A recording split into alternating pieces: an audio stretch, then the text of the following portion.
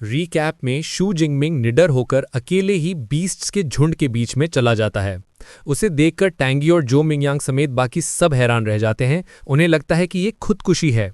Tangy उसे बचाने के लिए आगे बढ़ती है, पर इससे पहले कि वो कुछ कर पाती, बीस्ट्स के झुंड के बीच से बैंगनी और नीली बिजली का एक जबरदस्त धमाका होता है। जब रोशनी छटती है तो सारे छोटे बीस्ट्स की जली हुई लाशें बिछी होती हैं और शू जिंगमिंग अकेला बीच में खड़ा होता है। अब उसका सामना फाइनल बॉस यानी ब्लड थर्स्टी सैवेज बेयर और उसके बचे हुए हाई रैंक मिनियन से होता है।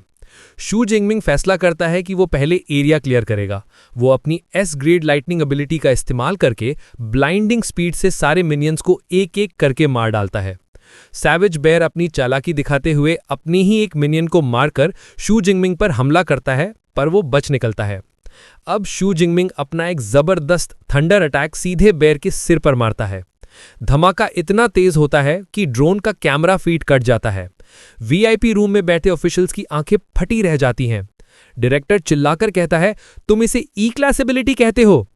पर सबको झटका तब लगता है जब पता चलता है कि उस हमले से सैवेज बेयर सिर्फ घायल हुआ है, मरा नहीं। बीस्ट पलटकर शू जिंगमिंग को एक पंजे से दूर फेंक देता है। गुस्से में सैवेज बेयर अपनी बजर्क स्किल एक्टिवेट कर लेता है, जिससे वो और भी ज्यादा ताकतवर और खूंखार हो जाता है। शू जिंगमिंग समझ जाता है कि अब वो सीधा नहीं लड़ सकता। वो अपनी एजिलिटी का इस्तेमाल करके बीस्ट के हमलों से बचता है और सही मौके का इंतजार करता है। वो बीस्ट को एक झटके में स्टन करने में कामयाब हो जाता है। बीस्ट के स्टन होते ही शू जिंगमिंग अपनी असली S rank ability 9 heavens divine lightning का इस्तेमाल करता है। आसमान से दिव्य बिजली का एक तूफान सीधे सैवेज बेयर पर गिरता है और उसे बुरी तरह से जला देता है।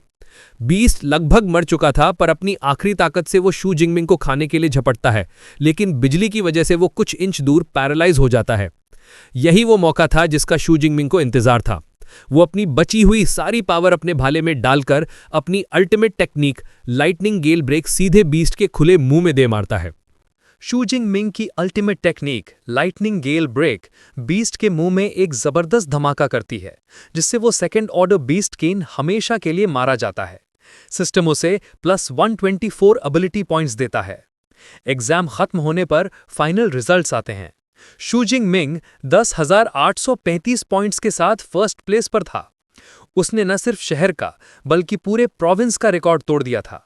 उसके टीचर, प्रिंसिपल और डायरेक्टर खुशी से उछल पड़ते हैं। लेकिन शू जिंगमिंग यही नहीं रुका। एग्जाम खत्म होने से पहले के बचे हुए टाइम में वो वापस सेंट्रल एरिया जाकर और भी बीस्ट का शिकार करने लगता है। उसकी इस जिद को देखकर टैंगी और जो मिंगयांग के होश उड़ जाते हैं और वो भी बचे कुचे पॉइंट्स के लिए भागते हैं। एग्जाम खत्म होने पर जब शू जिंगमिंग बाहर आता है तो स्टूडेंट्स की एक भारी भीड़ उसे चैंपियन की तरह घेर लेती है। डायरेक्टर उसे भीड़ से बचाने के लिए खुद अपनी कार में घर छोड़ने आते हैं। रास्ते में डायरेक्टर उसे देश की टॉप 3 सुपर पावर यूनिवर्सिटीज और उनके स्पेशल कल्टीवेशन मेथड्स के बारे में बताते हैं, जो एक अवेकन्ड को असली सुपर पावर यूजर बनाने के लिए जरूरी हैं। अगले दिन शू जिंगमिंग के घर उसकी आंट और कजिन टैंगी उसे सरप्राइज देने पहुंचती हैं, पर गलती से उस वक्त अंदर आ जाती हैं जब वो सिर्फ टॉवल में था, जिससे एक ऑकवर्ड मोमेंट बन जाता है। जब सब शांत होते हैं तो उसकी आंट कहती हैं कि उन्हें खुशी है कि वो एग्जाम से सही सलामत लौट आया, स्कोर का कोई मतलब नहीं। तब शू जिंगमिंग शर्माते हुए बताता है कि उसने 10,000 से ज्यादा पॉइंट स्कोर किए हैं। यह सुनकर उसकी आंट की मुंह से चाय निकल जाती है और फिर वो खुशी के मारे रोते हुए उसे गले लगा लेती हैं। उधर यूनिवर्सिटी रिक्रूटर्स शू जिंगमिंग के रिजल्ट पर बहस कर रहे थे। कोई यकीन नहीं कर पा रहा था कि एक ई क्लास यूजर इतना हाई स्कोर कैसे ला सकता है। कुछ को लगा कि उसने चीटिंग की है।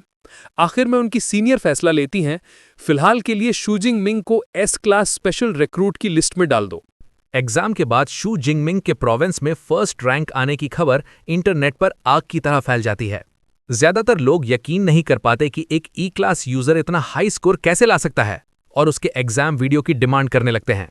जवाब में शू जिंगमिंग के प्रिंसिपल एक अवार्ड सेरेमनी में उसका एग्जाम वीडियो पब्लिक कर देते हैं, जिसे देखकर सब हैरान रह जाते हैं। शू जिंगमिंग को इनाम के तौर पर 1 मिलियन युआन, एक बोनस और एक लग्जरी विला मिलता है।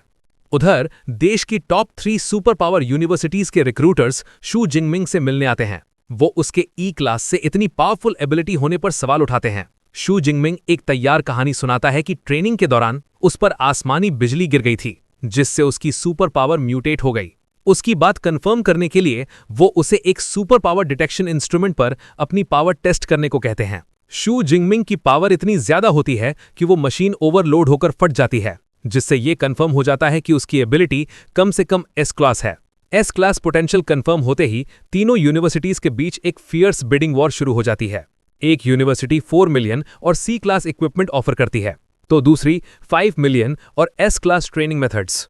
लेकिन आखिर में मोडू सुपर पावर यूनिवर्सिटी सबको चौंका देती है जब वो हर साल एक एस क्लास कल्टीवेशन रिसोर्स जैसे कि एक अडल्ट ड्रैगन का हार्ट ब्लड देने का ऑफर करती है, जो किसी भी यूजर की बॉडी को ड्रैगन टाइप बीस्ट जितना स्ट्रांग बना सकता है। ये ऑफर सुनकर बाकी रिक्रूटर्स हार मान लेते हैं। शू जिंगमिंग बिना किसी हिचकिचाहट के मोडू सुपर पावर यूनिवर्सिटी को चुन लेता है, क्योंकि वहां की कॉम्बैट ट्रेनिंग सबसे बेस्ट थी। उसे तुरंत एडमिशन लेटर मिल जाता है और वो एक स्पेशल रिक्रूट के तौर पर जल्दी ज्वाइन करने के लिए तैयार हो जाता है। वो उत्सुकता से पूछता है कि क्या वो टाइम से पहले यूनिवर्सिटी की लाइब्रेरी एक्सेस कर सकता है। जैंग शाओयू फौरन अग्री हो जाती है और उसे एक प्राइवेट स्टडी रूम देने का भी वादा करती है। कुछ टाइम बाद यूनिवर्सिटी जाने के लिए शू जिंगमिंग ट्रेन स्टेशन पहुंचता है, जहां उसकी फैमिली उसे भावुक विदाई देती है। ट्रेन में वो एग्जाम में मिली सी रैंक ट्रेनिंग मेथड को स्टडी करता है। वो समझ जाता है कि इसे यूज करके वो अवेकेंड से एक प्रॉपर सुपर पावर्ड यूजर बन सकता है, पर वो रुकने का फैसला करता है। वो यूनिवर्सिटी में मिलने वाली टॉप टियर मेथड का इंतजार करेगा ताकि उसे ज्यादा से ज्यादा फायदा हो। मैजिक सिटी पहुंचने पर मोडू यूनिवर्सिटी का विशाल कैंपस देखकर उसके होश उड़ जाते हैं। डायरेक्टर जैंग जियाओ उसे स्पोर्ट्स कार में लेने आती हैं और उसे बताती हैं कि टॉप स्कोरर होने के नाते उसे रहने के लिए एक लग्जूरियस प्राइवेट विला मिला है। शू जिंगमिंग ये देखकर हैरान रह जाता है। विला में डायरेक्टर उसे यूनिवर्सिटी के 2 मेन सिस्टम्स के बारे में बताती हैं। पहला, क्रेडिट सिस्टम, जहां क्रेडिट्स ही असली करेंसी हैं। एस क्लास स्टूडेंट होने के नाते उसे 100 क्रेडिट्स मिलते हैं। दूसरा, मेंटर सिस्टम, जहां स्टूडेंट्स किसी पावरफुल मास्टर के डिसाइपल बनकर उनकी सीक्रेट टेक्निक्स सीख सकते हैं। शू जिंगमिंग को लाइटनिंग एलिमेंट के 4 पोटेंशियल मेंटोर्स के बारे में बताया जाता है। वो तुरंत टियर 7 के high ranked super powered individual और स्पीयर स्पेशलिस्ट यांग गेंटियान को चुनते हैं, जिन्हें थंडर स्पीयर के नाम से भी जाना जाता है। जब वो डीन यांग से मिलने जाते हैं तो बाहर उसे एक जूनियर स्टूडेंट मिलता है, जो उसे बताता है कि डीन का डिसाइपल बनना लगभग नामुमकिन है और उसे आने वाले फ्रेशमैन कंपटीशन का इंतजार करना चाहिए। पर तभी दरवाज़ा खुलता है और उन्हें अंदर बुलाया जाता है। डीन यांग उस जूनियर को पूरी तरह से इग्नोर करते हुए सीधे शू जिंगमिंग से बात करते हैं और कहते हैं, डायरेक्टर ने तुम्हारे बारे में बताया था, ट्रेनिंग ग्राउंड्स में मेरे पीछे आओ।